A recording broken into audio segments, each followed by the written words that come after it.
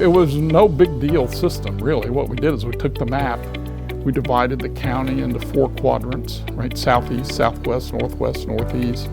We said, okay, the stuff that goes here will start with a 1. The stuff that goes here will start with a 2, they'll start with a 3, and they'll start with a 4. We started with Station 11, which was the one in Altamont Springs, right? 1-1.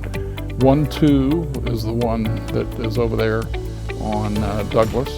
1-3 was the 4-city station. 1-4 is the one embedded in Oklahoma Drive there.